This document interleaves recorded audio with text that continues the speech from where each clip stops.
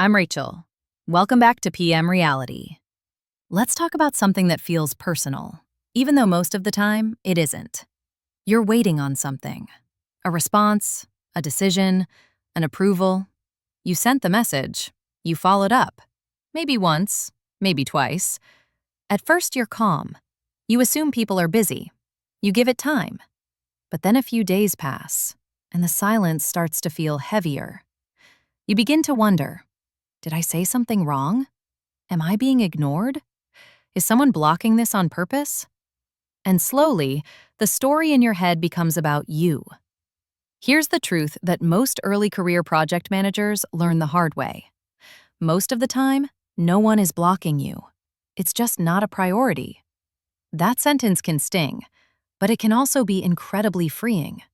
Because a blocker is personal. A priority problem is structural. When someone is blocking you, they're actively choosing to stop progress. When something isn't a priority, it's simply losing the competition for attention. And almost everything at work is a competition for attention.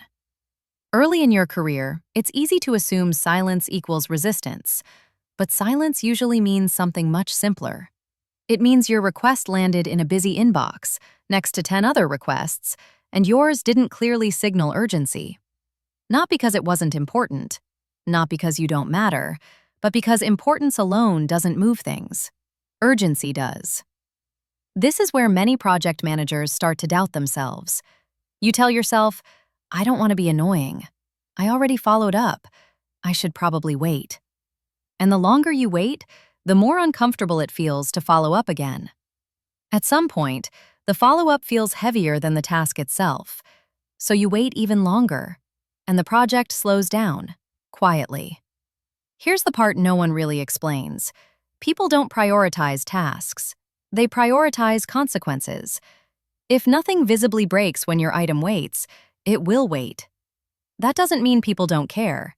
It means the cost of delay isn't obvious to them.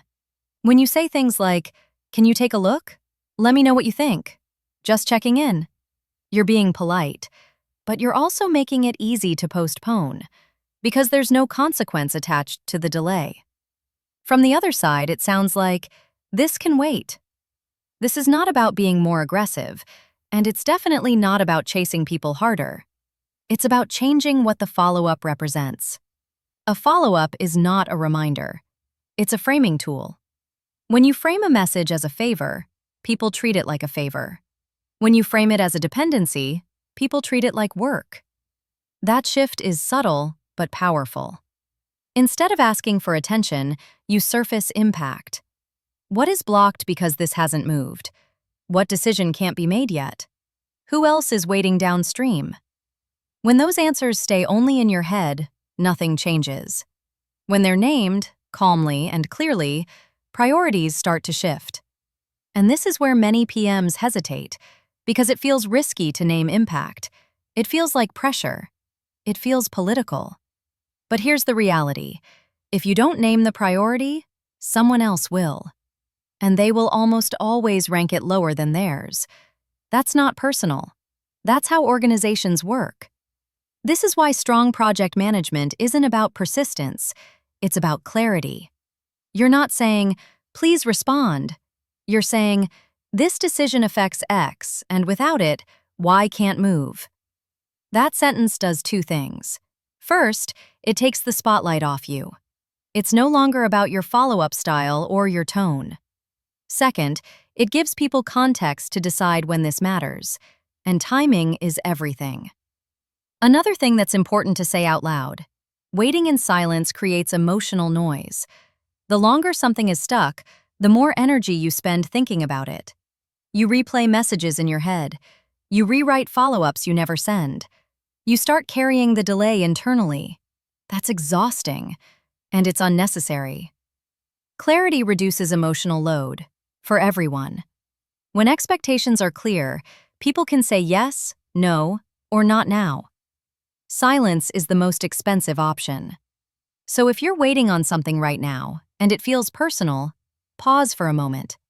Before you blame your communication style, before you assume someone is blocking you, ask yourself one different question. What would make this matter now? Not emotionally, operationally. What does this unlock? What stays frozen without it? Then frame your next message around that reality. Not louder, not longer. Clearer. This is one of those skills that doesn't show up in job descriptions, but it changes everything. You're not bad at follow-ups. You're learning how priorities actually work. This is PM Reality. Before we wrap up, I want to leave you with something practical. I put together a small PM emergency kit for moments like this, when meetings go in circles, when decisions feel blurry, and when you need to bring clarity back into the room fast. It includes simple decision prompts and 2 kickoff templates, one for agile projects and one for more traditional project setups. They're not about planning everything up front. They're about helping people see the situation clearly enough to decide. You can download everything for free. The link is in the description below. Use it when things feel stuck. That's exactly what it's for.